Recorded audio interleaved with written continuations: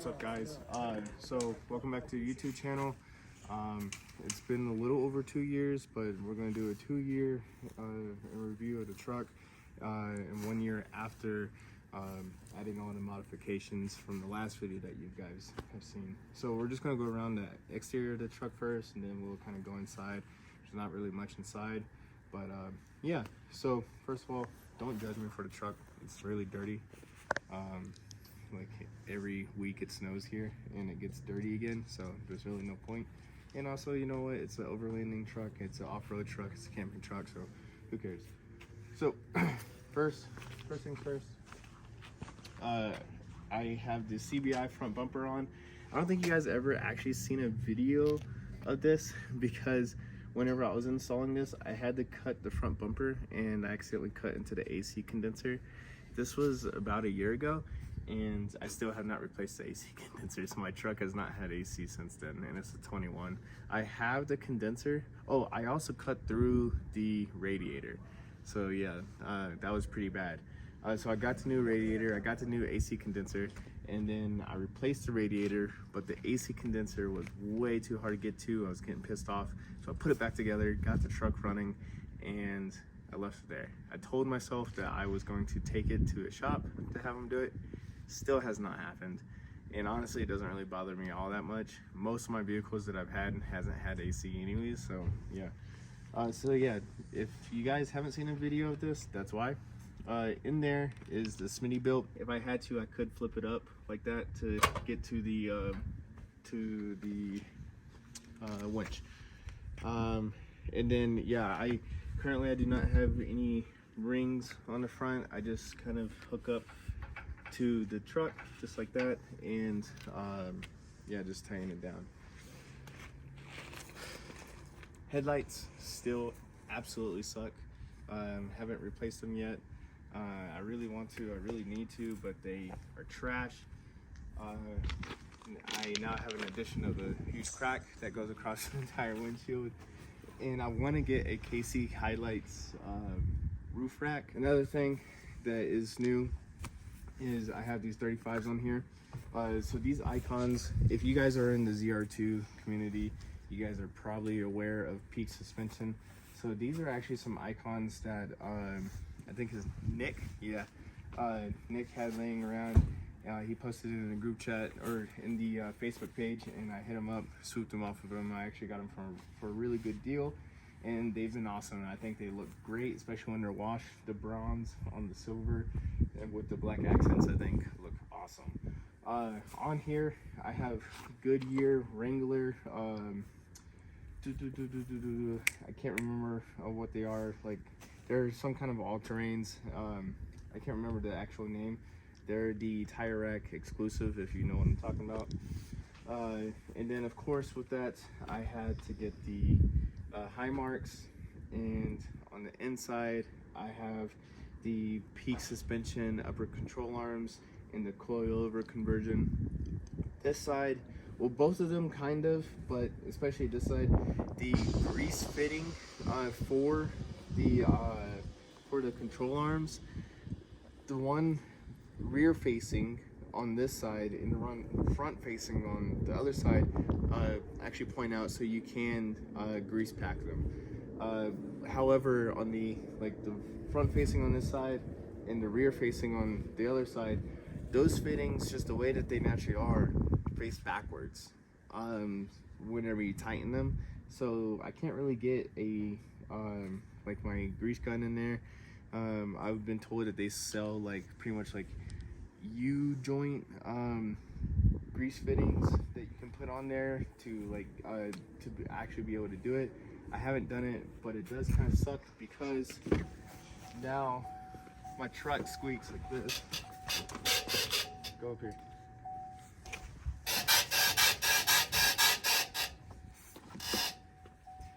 So it's pretty bad. I do really want to get it fixed, but yeah, just like the AC condenser, it hasn't happened yet. And then I did cut the truck myself. If you come in here, whenever I first did it, I had a little bit of trouble with the liner, so it kept on getting caught on the tire, so I actually cut the liner away, and I never took that part out. And it kind of does flop, but you don't hear it, and it doesn't come out at all because the liner is tucked behind the high marks. And also, I never connected the side marker lights or anything like that. I just never really saw a point in it, and it's been working perfectly fine for me. There is a little bit of rub whenever, like, say I'm on an incline, or if I'm off-roading or something like that, and like the tires are tucked, it does rub a little bit, but nothing to really be worried about. All right, let's go around the back. On the back, I have Deaver springs, spring packs. They're 2-inch, I believe, either 2 or 2.5 inch lifts in the back. The DSSVs are still in the same place. They're not leaking or anything like that. Of course, high marks back here too. These side marker lights aren't connected either. The big thing that you guys are probably noticing is the Diamondback bed rack. So, or Diamondback bed cover, the thorax, bed rack, and then the Smitty built regular sized 2.0 rooftop tent. Yeah, so the reason why I went with this one, honestly, because of looks. I just thought it looked the best, and last line of defense, that's whenever I first saw the Diamondback, and I just fell in love with it. This is the standard edition. This is not the heavy duty. The standard, there is a weight difference, and technically you should go with the heavy duty version, but from what I've been told, that weight is more necessarily shifting weight. So like if you have that constant weight in here and you're driving around, then it would make a difference. Whereas with us not in the tent or anything like that, it's within the weight capacity for shifting around and driving around. And then the Smitty built, I got the 2.0, like I said, and the regular size because that's what fits. I have seen somebody who's gotten the like extra large one, and it hangs off the back, and I think it looks horrendous. And honestly, it's a pretty good size for us. And I mean, sometimes there is a couple times when you're like, oh, I wish it was a little bit bigger, but it's really not that bad. However, with the front coilovers, it's really hard to raise those coilovers. Extremely hard if you have a set, you know what I'm talking about. So the truck does still have a rake. And so if you notice, the front of the truck is on an incline, and the back of the truck is down here. And the truck and the tent looks even. So that's just another thing to think about. To park, if you want to park the truck to where the tent's even, you actually want to park the front of the truck up a little bit. But besides that, the tent's awesome. Has the cushion in there. It actually stays relatively warm whenever you're in there. So yeah. Oh, just real quick. In the mountains, I snapped the front axle shaft because my front and rear lockers were locked. I was trying to recover a friend, and boom. So I had to winch my truck from tree to tree to tree up a mountain for about an hour to get out because we had 3-wheel drive and the trail was torn up because we were previously trying to get out. So yeah, that was fun. Grease everywhere, ball bearings everywhere. Flew out on the highway. Yeah, it was pretty fun. So another thing that you guys have not seen is this WeBoost antenna booster. If you don't know what this is, it's just a cell phone booster. It's not a ham radio or anything like that. So what it does is, whenever you're driving out, it takes whatever signal that you would normally have and amplifies it. So if you don't have any signal at all, it's not going to amplify because there's nothing to amplify. But if you have a little bit of signal, it's going to at least give you a bar, maybe two, something that you can actually use, maybe scroll on Instagram, make a call if it's important. And the cable just runs through. The cable just runs through. I put it behind the bed rack, run in here, and then it goes inside the truck. and then it connects to the weavers. And then from there, the cables run out, go under the floorboard. So right here is like the messiest part. But I mean, up here, you do see the cable a little bit right there, runs along. I just put it under the floorboard up here, and then it comes up here to this little puck, and that's what you're actually getting your signal from. It's really important that you have that as far away from the main antenna as possible. Yeah. So now that since we're right here, come and look at this right here. So if you can see, this is really far forward. It's not supposed to be like this. So the entire bed cover has shifted forward and to the left. So come over here. There's clamps inside here that hold the bed cover to the bed, and those have become loose. I need to Loctite them really bad, and so honestly, I need to like take it off, realign the bed cover, and then tighten them back up with Loctite so that they don't come off. But it hasn't caused any serious problems as of yet. It's something that really needs to get looked at and something that really needs attention, but it just hasn't happened yet. So if you're doing this, please use Loctite so that you don't have something like that happen. So now that we're to the rear, I'm going to show you what we typically carry with us whenever we go camping. There is a couple other things that isn't here. This is not my EDC, so if you don't know what that means, EDC means everyday carry. I do not carry all this from day to day. Most of this sits in the garage, especially during the winter. During the summer, this may sit in the truck because we typically go like every weekend. But to start over here, just a regular Pittsburgh 3-ton jack that I have from Harbor Freight. Especially with the lift and the 35s, this doesn't quite reach where I would like it to reach, so either get a block to put on top or put something under the jack to jack it up. I blew out that right rear tire on red cone and jacked it up, replaced it, and everything like that worked perfectly fine. Nothing happened, you know, so it was good that I had this shovel. So sometimes, especially here in Colorado, we don't necessarily have like big rocks to put under the tires. A lot of times it's small rocks, or it's like slate rock that like cracks and stuff whenever you put any kind of weight on it. So sometimes the easier method is just to dig out whatever tire needs to go down to level out the truck. And also a huge thing is snow. I really mainly have this because of snow. I got stuck a couple times, and yeah, the shovel is just great. So I still have the Blue Yeti. Honestly, I can't remember what size this is. I mean, I have the video on my YouTube channel. You guys have seen it.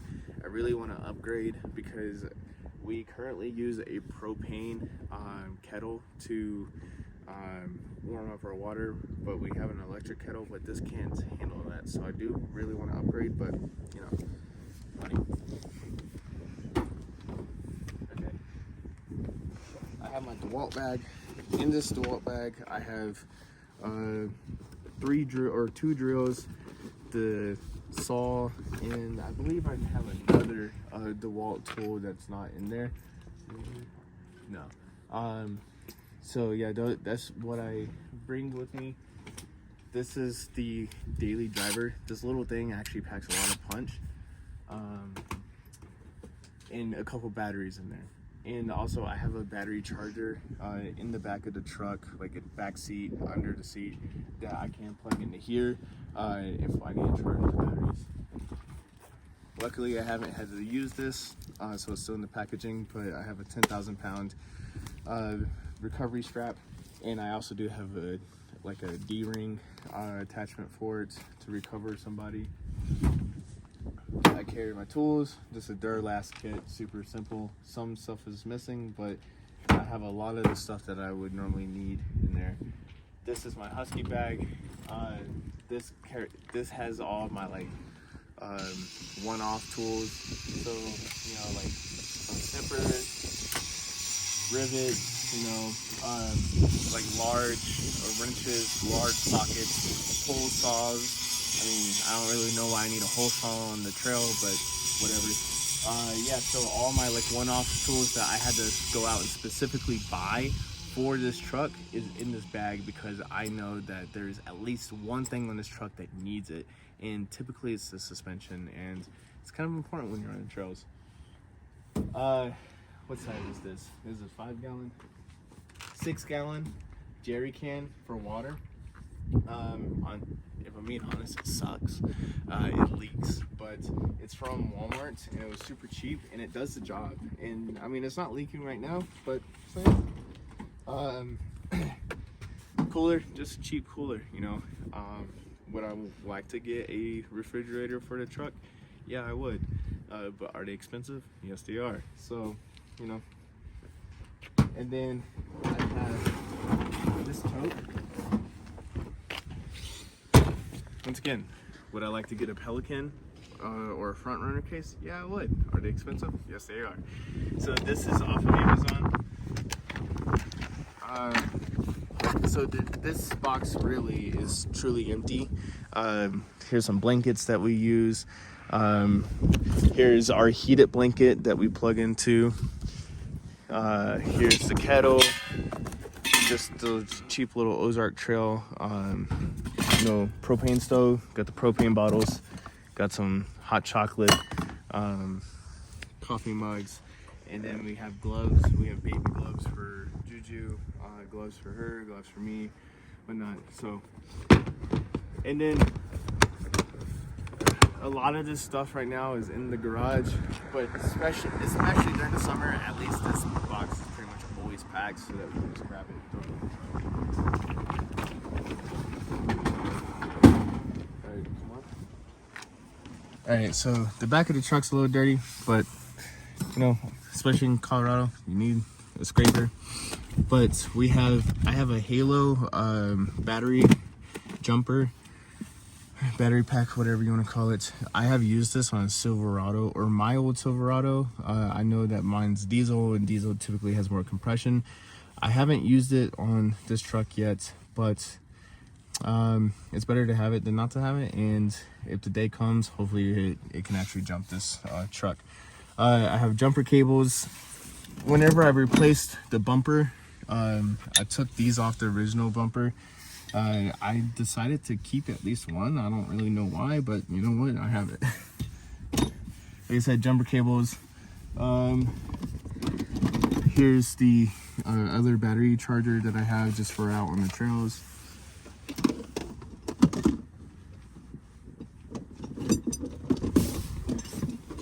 So obviously that little impact that I have is not going to take off lug nuts or something like that. So I do have a breaker bar. It fits perfectly in here. Tow hitch. And then, to be completely honest, I thought I didn't have this anymore. I'm very glad that I do, because these are pretty expensive, even from Harbor Freight. This is a torque wrench, if you guys don't know. Especially for these older ones, you just loosen up the bottom, adjust how many pounds of torque you want to apply to the bolt, tighten it, and whenever you hit that torque, it clicks, and that's how you know that you're within spec. On a truck like this, something like this isn't necessarily important unless you're like taking apart something like sensitive. It all packs away super nice. Besides the trash up here, yeah, you don't really know that any of that's back there. Now let's go up to the front, show you the winch. And so because of the design of the ZR2, it's really hard to get to the charging port on the Smittybilt. So I have it charging inside. I just took the charging cable and I took off the weather protective garments on the O-ring. Yeah, I took off the O-ring, and then you're able to slip this cap down and you can plug this into just like your regular old USB port charger on there. But let's go up here to show you the functionality of this real quick. So, a couple cool things. One, when the truck is on, it just automatically connects.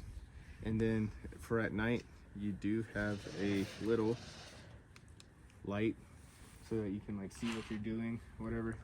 Never really used it, but it's there. And then it's just really easy. Click of the button, so you can hit out, and then you can hit in to use the functions. Come down here. So down here, this is the engaged or free spool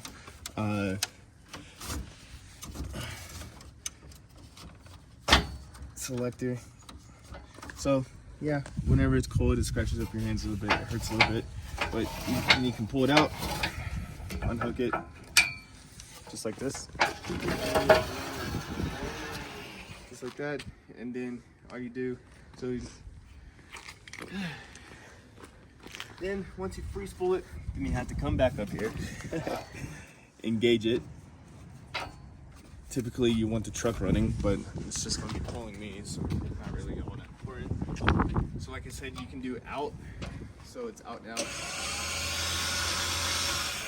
And then just very simply push in. It's all wireless, so that's really cool. And there you go. And can you get the license plate? Cool.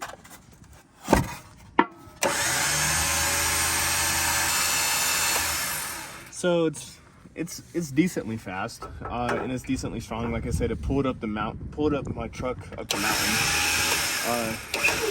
and then just give it a couple clicks. The license plate's all bent up now, but yeah. So that's the truck. I'm pretty happy with where it's at now. I really do want to add a roof rack. I do want to figure out the leveling situation with the front and the headlights. That's pretty much about it that I would actually do to this truck. Pretty satisfied. If you guys are in the ZR2 community, you may or you may not know Oren Lewis. He lives out here. We hang out sometimes. So yeah, when the summer comes, maybe we'll do some off-roading videos. But besides that, for truck updates, this is pretty much it, unless I get those couple things I just talked about. And I hope you guys enjoyed my last video. If you're into motorcycles, I know it's kind of like a stark contrast between off-roading and motorcycles, but I feel like a lot of people like us, it's just like, does it have wheels, does it have a motor? Cool, I like it.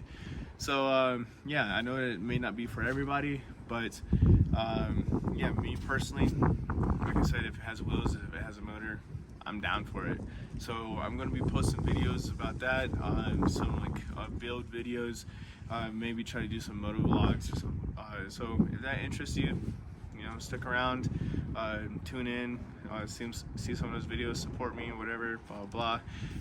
So if you like this, like, comment, share, subscribe.